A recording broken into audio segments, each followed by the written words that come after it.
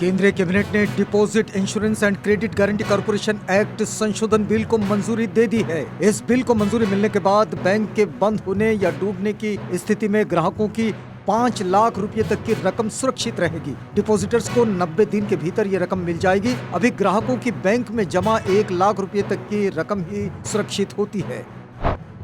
पश्चिम बंगाल की मुख्यमंत्री ममता बनर्जी ने आज सोनिया गांधी से मुलाकात की। सोनिया से मुलाकात के बाद ममता ने कहा कि कांग्रेस अध्यक्ष ने उन्हें चाय पर बुलाया था। राहुल जी भी वहां मौजूद थे।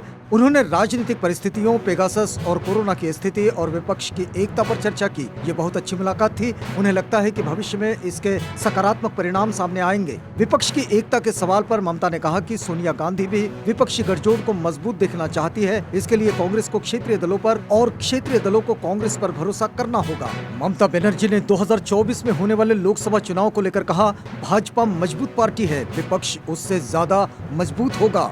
उम्मीद है कि 2024 में विपक्ष इतिहास रचेगा। पेगासस जासूसी कांड, महंगाई और कृषि कानूनों के मुद्दे पर संसद में विपक्ष का हंगामा जारी है। लोकसभा में विपक्ष सांसदों ने आसंदी यानी कि चेयर की तरफ पर्चे फेंके और खेलो होबे के नारे लगाए। इसके चलते सदन की कार्रवाई पहले 12:30 बजे तक और फिर दोपहर 2 बजे तक के लिए स्थगित कर दी गई। 2 बजे कार्रवाई शुरू हुई तो विपक्ष ने फिर हंगामा शुरू कर दिया। ऐसे में कार्रवाई 3 बजे तक के लिए और फिर 4 बजे तक स्थगित करनी पड़ी। 4 बजे सदन शुरू होने पर भी हंगामा नहीं रुका तो कार्यवाही दिन भर के लिए स्थगित कर दी गई। सूत्रों के हवाले से कहना है कि आसंदी की तरफ पर्चे उछालने और असम्मानजनक बर्ताव करने पर लोकसभा के 10 सांसदों को सदन से निलंबित किया जा सकता है। सांसद गुरजीत सिंह औजला, टी.एन. प्रतापन, माणिकम टैगोर, रवनीत सिंह बिट्टू, हिबी इडेन, ज्योति मणि, सेन्नमलई, सप्तगिरी शंकर उल्का, वी वैथिलिंगम और A.M. आरिफ का निलंबन हो सकता है। राजस्थान में अशोक गहलोत मंत्रिमंडल में फेरबदल व हजारों की संख्या में राजनीतिक नियुक्तियों की सुगबुगाहट के बीच कांग्रेस महासचिव व पार्टी के राजस्थान प्रभारी अजय माकन ने पार्टी के विधायकों से चर्चा की। 2 दिन के दौरे पर माकन विधानसभा भवन में कांग्रेस व समर्थक विधायकों से एक एक कर मिल रहे हैं। वे प्रस्तावित मंत्रिमंडल फेरबदल व पार्टी के संगठन में जिला व ब्लॉक स्तर की नियुक्तियों के लिए उनकी राय जानेंगे। माकन से मुलाकात के लिए जिलावार समय तय किया गया है और विधायक उसके अनुसार एक एक कर माकन से मिल रहे हैं। जम्मू कश्मीर के किश्तवाड़ में हुंजर डच्चन गांव में बादल फटने से 4 लोगों की मौत हो गई है। न्यूज एजेंसीज के मुताबिक अब तक 17 लोगों को रेस्क्यू किया जा चुका है। 30 से 40 लोग अब भी लापता बताए जा रहे हैं। घायलों का एयरलिफ्ट करने के लिए एयरफोर्स की भी मदद ली जा रही है। हिमाचल प्रदेश के लाहौल स्पीति में पिछली रात एक नाले में बाढ़ आने से कई लोगों के बह जाने की आशंका है।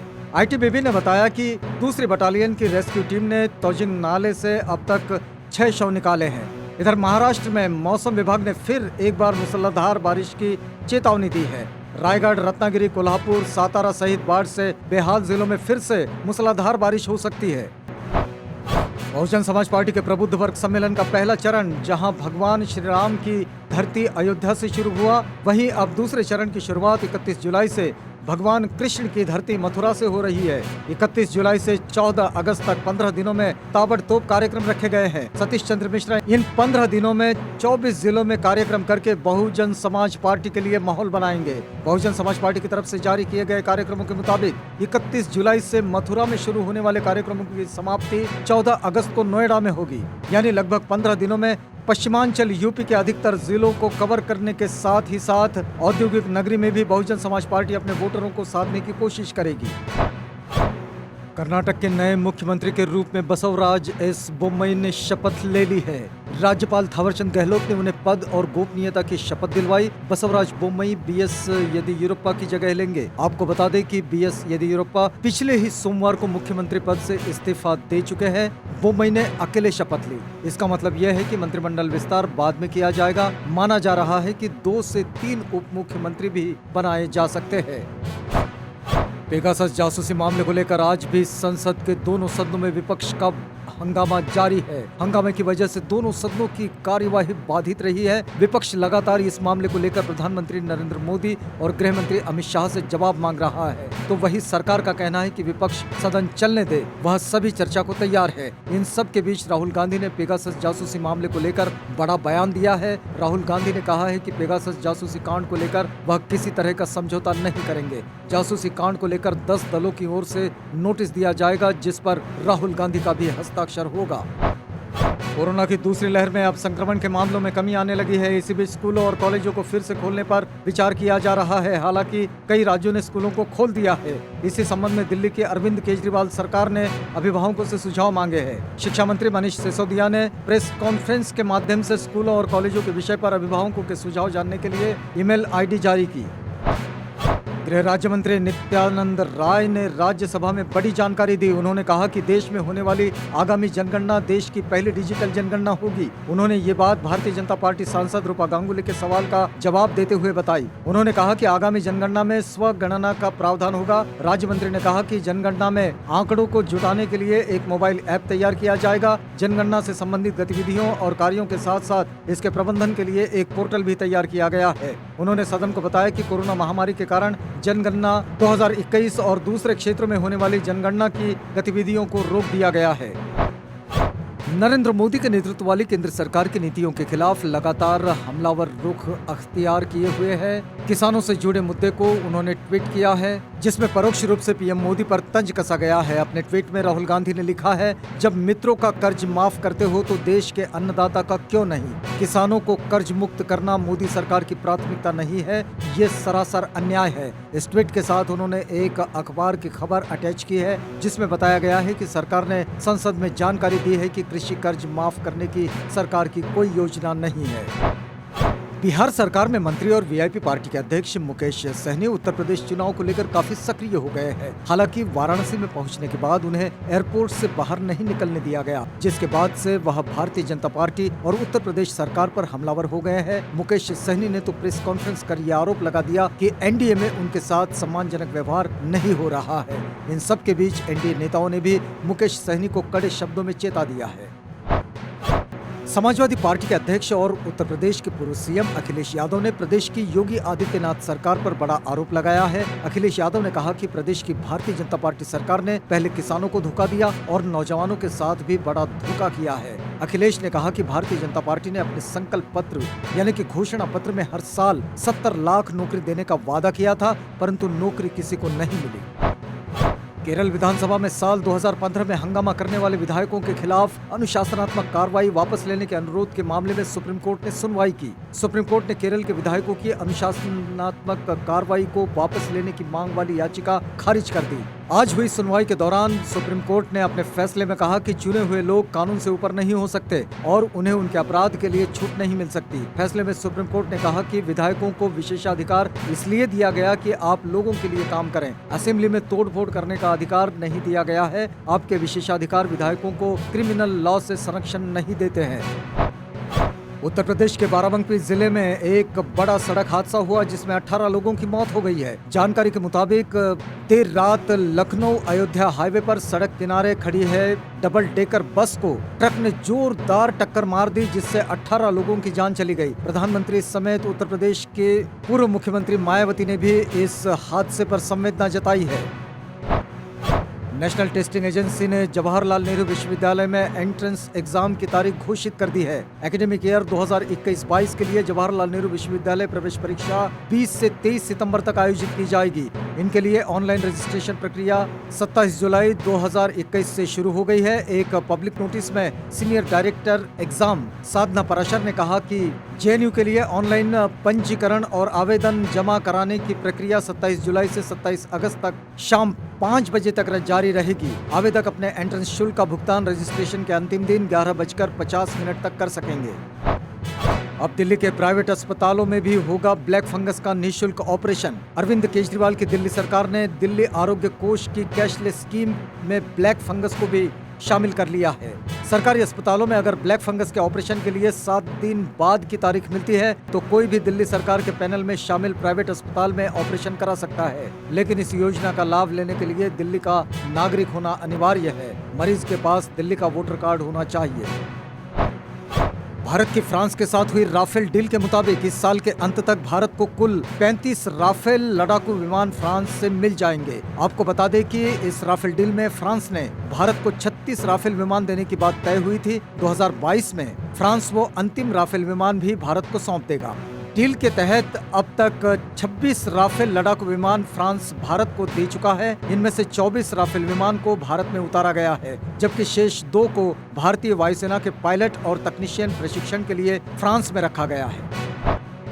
असम और मिजोरम के बीच सीमा विवाद को लेकर खूनी झड़प होने के बाद भी हालात सामान्य नहीं है। दोनों राज्यों के बीच सीमा पर अब भी तनाव बना हुआ है। इस बीच असम सरकार ने मिजोरम की सीमा पर 4000 सैनिकों की तैनाती का फैसला लिया है। इसके अलावा केंद्र सरकार की ओर से दोनों राज्यों के बीच तनाव को खत्म करने के प्रयास शुरू कर दिए गए हैं।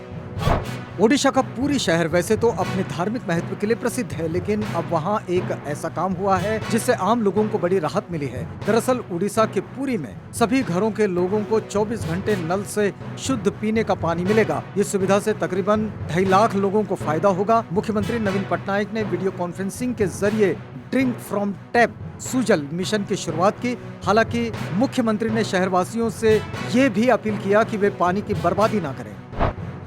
मिलिंद सोमन की पत्नी अंकिता का फूटा गुस्सा, बोली नॉर्थ ईस्ट से कोई मेडल जीते तो देश की बेटी। प्रिया ने हंगरी में हुई वर्ल्ड कैडेट रेसलिंग चैंपियनशिप में गोल्ड मेडल हासिल किया था, लेकिन इन दिनों पूरी दुनिया पर टोक्यो ओलंपिक का खुमार चढ़ा हुआ है, जिसे लेकर मिलिंद को ट्रोलिंग का सामना करना पड़ा था। इसी बीच अब उनकी पत्नी अंकिता कंवर ने सोशल मीडिया पर एक पोस्ट साझा किया है, जिसे लेकर वे खास चर्चाओं में आ गई है। देश में कोरोना वायरस संक्रमण की दूसरी लहर ने हाहाकार मचा दिया था, लेकिन अब संक्रमण के मामलों में गिरावट दर्ज की गई है, जिसके बाद राज्य सरकारें लोगों को राहत देते हुए अनलॉक की प्रक्रिया को शुरू कर दिया है। कई राज्य अनलॉक हो भी चुके हैं। इसी बीच तेलंगाना से बड़ी खबर सामने आ रही है। बता दें कि तेलंगाना सरकार ने लोगों को राहत देने का फैसला किया है। तेलंगाना कैबिनेट ने लॉकडाउन को पूरी तरह से हटाने का फैसला किया है। भारत में पिछले 24 घंटे में नए कोविड-19 केसों में 47% बढ़ोतरी, 43,654 नए मामले दर्ज हुए हैं और 640 की मौत हुई है। वहीं पिछले 24 घंटे में 41,678 मरीज ठीक हो गए हैं। भारत में कोरोना के सक्रिय मामलों की बात करें तो उनकी संख्या 3,99,436 है।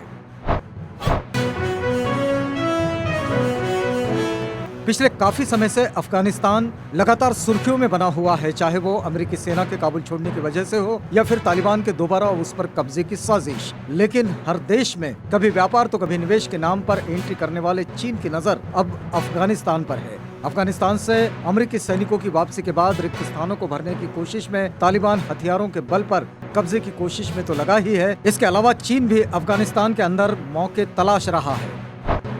संकटग्रस्त देश में महीनों की राजनीतिक उथल पुथल के बाद संसद में 72 मतों के साथ नजीब मिकाती को लेबनान के नए प्रधानमंत्री के रूप में नामित किया गया। मिकाती ने अपनी नियुक्ति के बाद एक भाषण दिया, जिसमें सभी राजनीतिक दलों से देश के संकट का सही समाधान खोजने में उनके साथ सहयोग करने का आह्वान किया। मिकाती ने राष्ट्रपति मिशेल ऑन से मुलाकात के बाद बाबदा पैलेस में कहा, उनकी नियुक्ति के लिए सांसदों का विश्वास मत जरूरी है, लेकिन वे लेबनान की आबादी, हर पुरुष और महिला और युवाओं का विश्वास हासिल करने के लिए उत्सुक है।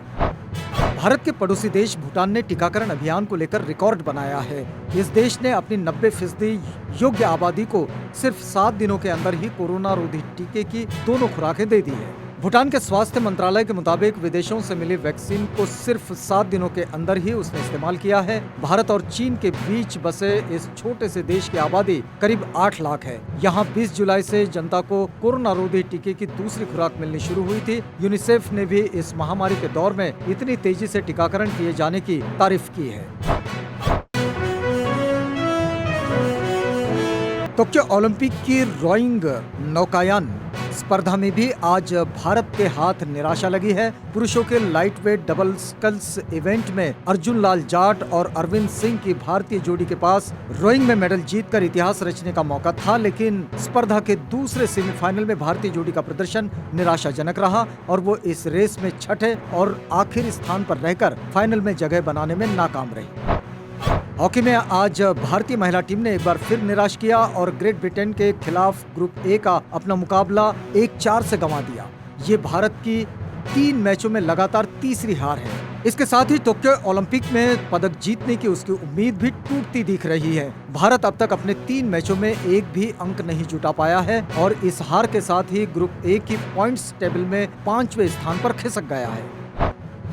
गत विश्व चैंपियन भारत की पीवी सिंधु ने ग्रुप जे में हांगकांग की एनवाई चियोंग को हराकर टोक्यो ओलंपिक की महिला एकल बैडमिंटन स्पर्धा के प्री क्वार्टर फाइनल में प्रवेश किया। रियो ओलंपिक की रजत पदक विजेता सिंधु ने दुनिया की 34वें नंबर की खिलाड़ी चियोंग को 35 मिनट चले मुकाबले में 21-9, 21-16 से हराकर ग्रुप में शीर्ष स्थान हासिल किया है। सिंधु की चियोंग के खिलाफ 6 मुकाबले में ये छठी जीत है।